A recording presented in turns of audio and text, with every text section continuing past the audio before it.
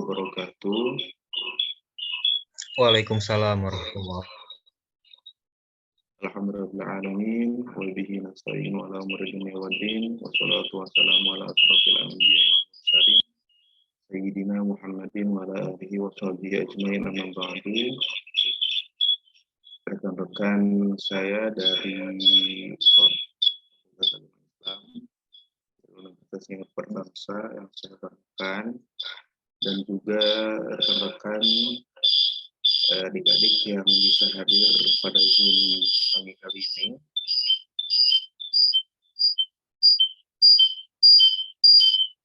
Dan syukur marilah kita panjatkan hadirat lahir Allah Subhanahu wa taala yang mana telah memberikan kita beribu-ribu macam nikmat.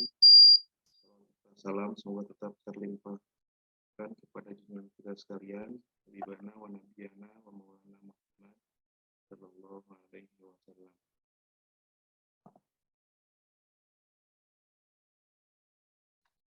Maaf, suaranya apa masih error?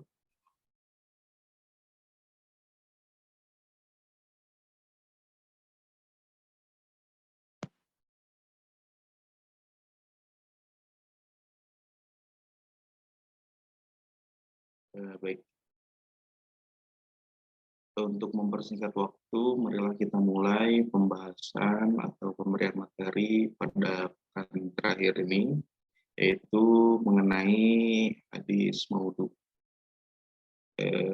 Sebelumnya, perkenalkan, saya Muhammad Abdul Yasir sebagai moderator, lalu ada presentator pertama, ada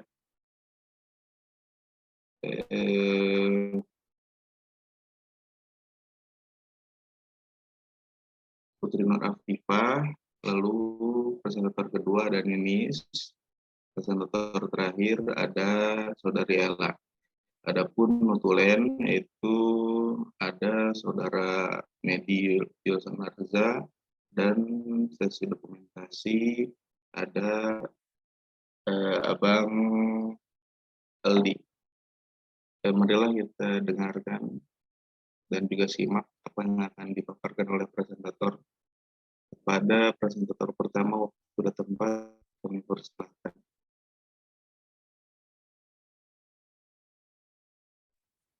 Terima kasih kepada moderator. Di sini saya akan menjelaskan tentang definisi hadis maudhu. Secara bahasa, hadis maudhu berasal dari isim maf'ul, bentuk objek dari kata wado'a, yang berarti diletakkan, ditinggalkan, digugurkan, dan dibuat-buat. Sedangkan secara terminologi, hadis maudhu adalah huwa al-mukhtalaku al-masnu'u al-makdzubu ala Rasulullah SAW, yang artinya kedustaan yang direkayasa dan dibuat-buat serta dinisbatkan kepada Rasulullah SAW. Slide selanjutnya. Motivasi dari pemalsuan hadis. Yang pertama yaitu motivasi untuk politik. Yang kedua untuk pendekatan kepada Allah. Yang ketiga untuk menodai Islam. Yang keempat untuk menjilat para penguasa. Yang kelima untuk mencari rezeki, dan yang keenam untuk mencari popularitas. Salah satu contoh hadis palsu di sini misalnya yang dilakukan Giyats bin Ibrahim An-Nakhai untuk menjilat para penguasa. Ketika ia masuk ke istana Al-Mahdi yang sedang bermain burung merpati, Giyats berkata, la sabaqa illa fi naslin au khuffin au hafirin au janahin. Tidak ada perlombaan kecuali pada anak panah atau unta atau kuda dan atau burung. Ketika mendengar hadis palsu itu, Al-Mahdi memberi hadiah 10.000 dirham kepada Giyats. Tetapi setelah mengetahui bahwa Giyats pendusta burung tersebut disembelih. Mungkin sampai di sini penjelasan dari saya kembalikan kepada moderator. Baik, terima kasih kepada Saudari Trin Rafifa yang telah memaparkan materi. Selanjutnya ada presentator kedua, waktu dan tempat. Kami persilahkan.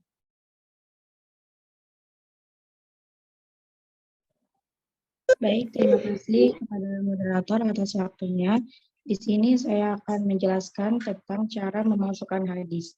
Yang pertama yaitu pemalsu membuat kata-kata atau matan dari dirinya sendiri, kemudian membuat sanad atau jalur periwayatan yang bersambung kepada Nabi Muhammad SAW. Dan yang kedua yaitu pemalsu mengambil perkataan para ulama, kemudian dibuatkan sanadnya.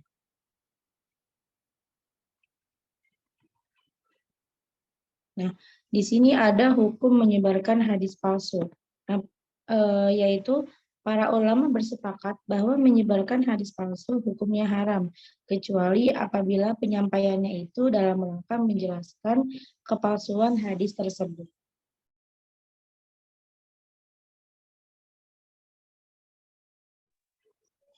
Berikutnya di sini ada daftar nama-nama para pemalsu hadis.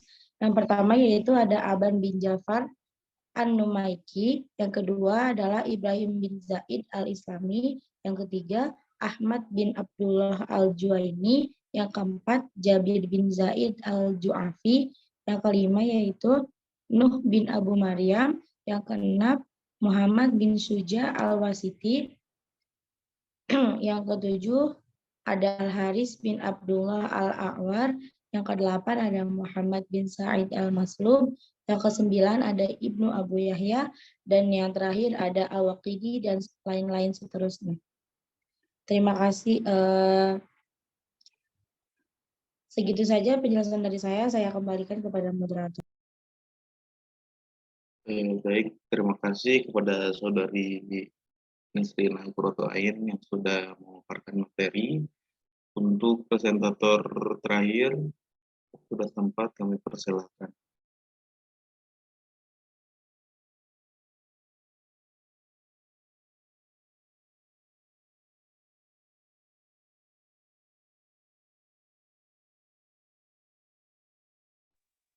Baik, terima kasih kepada moderator. Berikut adalah contoh kitab-kitab hadis palsu. Yang pertama adalah Al-Mawzu'at karya Ibnu Al-Jauzi. Yang kedua Al-La'ali Al-Masnu'ah fi Al-Ahadis Al-Mawzu'ah karya As-Suyuti. Dan yang ketiga Tanzil Asy-Syari'ah Al-Marfu'ah Al-Ahadis Asy-Syari'ah Al-Mawzu'ah karya Ibnu Arraq Al-Qannah. Selanjutnya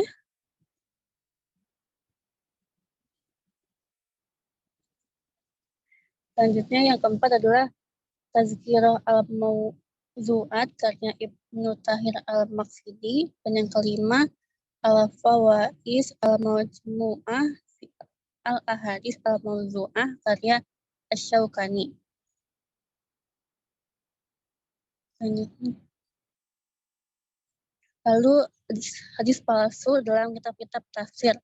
Yang pertama tafsir As-Sa'labi, tafsir Al-Wahidi, tafsir Az-Zamakhsyari, dan terakhir tafsir Al-Baydawi.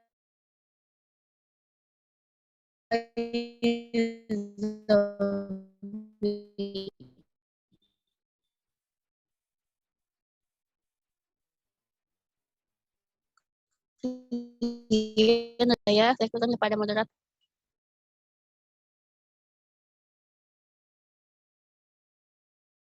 Baik, terima kasih kepada para presentator yang telah memaparkan materi.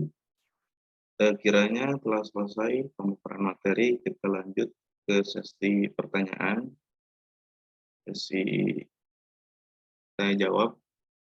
Untuk yang ingin bertanya, silakan untuk present terlebih dahulu, lalu perkenalkan dirinya.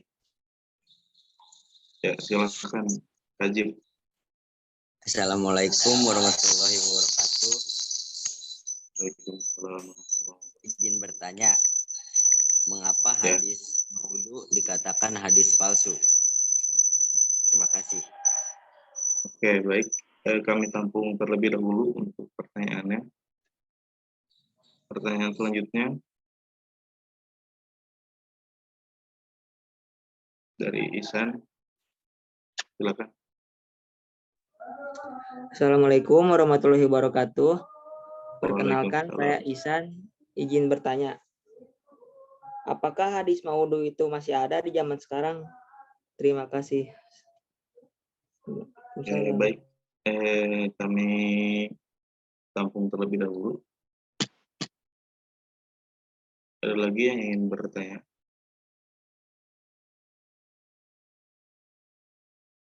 Ya, silakan, Zalika. Assalamualaikum warahmatullahi wabarakatuh. Saya Zalika. Bagaimana cara kita mengetahui hadis itu palsu? Terima kasih.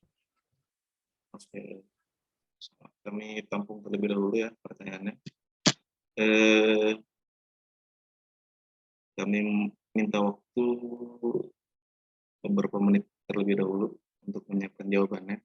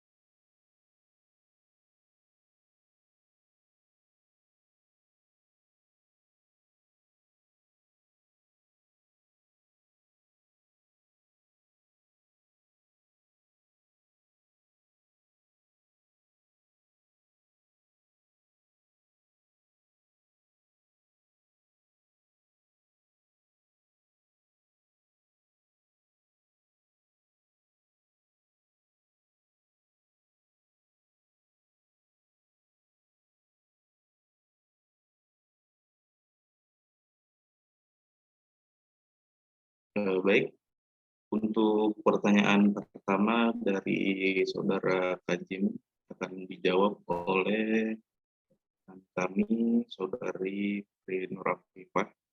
Padanya waktu dan tempat dipersilahkan.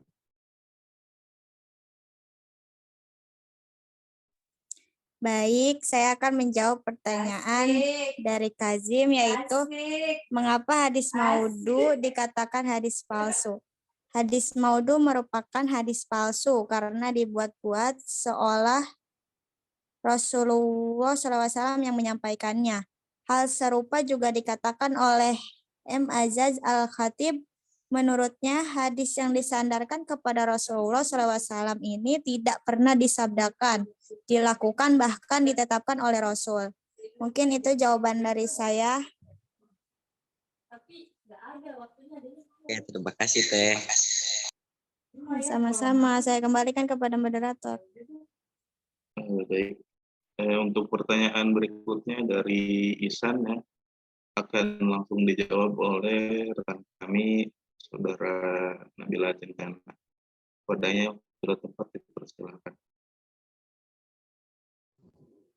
Saya menjawab dari Ihsan ya. Tanya kan apakah hadis maudhu masih ada di zaman sekarang? Masih. Masa itu dilakukan umat Islam dan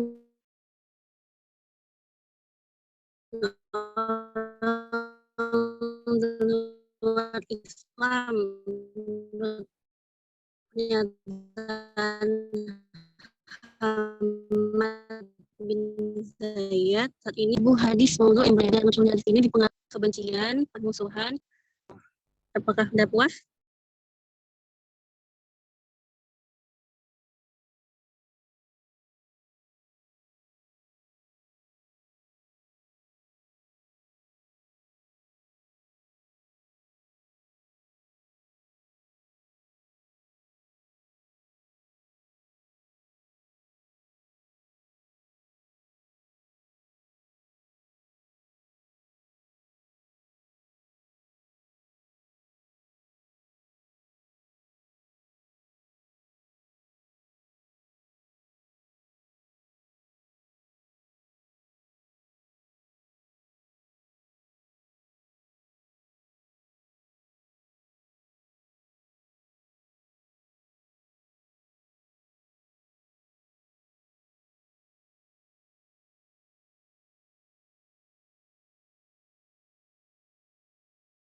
Mohon maaf untuk pertanyaan kedua akan saya ulang jawabannya. Untuk pertanyaan kedua tadi mengenai apakah hadis maudhu itu masih ada di zaman sekarang. Nah, untuk jawabannya itu pemalsuan dilakukan umat Islam dan orang luar Islam menurut pernyataan Muhammad bin Zayed. Saat ini ada sekitar 14.000 hadis maudhu yang beredar. Munculnya hadis ini dipengaruhi oleh beberapa faktor, di antaranya faktor politik, kebencian, permusuhan, kebodohan, serta fanatisme yang keliru. Jadi hadis maudhu tuh masih ada beredar, cuma pembuatannya mungkin di zaman bukan zaman sekarang. Gimana? Sudah terjawab, Saudara Ihsan? Baik, Kak. Terima kasih. Nah, pertanyaan yang terakhir akan langsung dijawab oleh Saudari Nis. Padanya waktu dan tempat dipersilahkan. Baik, saya izin menjawab pertanyaan dari Zalika, yaitu bagaimana cara kita mengetahui hadis itu palsu. Nah, jawabannya menurut Mahmud Tohan, ada 4 cara yang bisa digunakan untuk mengetahui hadis itu palsu atau bukan. Nah, yang pertama yaitu ada pengakuan dari pemalsu hadis itu sendiri. Misalnya Abu Ismah Nuh bin Abu Maryam pernah mengaku bahwa ia pernah memasukkan hadis terkait keutamaan beberapa surat dalam Al-Quran. Nah, hadis palsu ini ia sandarkan kepada sahabat Ibnu Abbas radhiyallahu anha. Yang kedua yaitu menelusuri tahun kelahiran orang yang meriwayatkan hadis dengan tahun wafat gurunya yang disebutkan dalam silsilah sanad. Kalau perawi hadis itu lahir setelah wafat gurunya, maka hadis tersebut bisa dikategorikan hadis palsu karena tidak mungkin keduanya bertemu. Yang ketiga, melihat ideologi perawi hadis. Sebagian perawi hadis ada yang fanatik dengan aliran teologi yang dianutnya. Misalnya, perawi hadis Rafidhah yang sangat fanatik dengan ideologinya. Maka hadis-hadis yang disampaikannya terkait keutamaan ahli bait perlu ditelusuri kebenarannya. Serta yang terakhir yaitu yang keempat, memahami kandungan matan hadis dan rasa bahasanya. Biasanya hadis palsu secara tata bahasa tidak bagus dan terkadang maknanya bertentangan dengan Al-Quran. Terima kasih, sekian jawaban dari saya. Terima kasih. Oke, baik. Kiranya telah selesai sesi tanya jawab, maka telah selesai pula sesi Zoom pada pagi kali ini. Sebelum saya tutup pemberian materi pada pagi kali ini, saya ucapkan terima kasih kepada rekan-rekan yang senantiasa hadir pada Zoom pagi kali ini, dan juga mohon maaf apabila banyak kekurangan dalam penyampaian dan juga tutur kata kami. Sekian, wallahul muwaffiq ila aqwamit thoriq. Wassalamualaikum warahmatullahi wabarakatuh. Waalaikumsalam warahmatullahi wabarakatuh.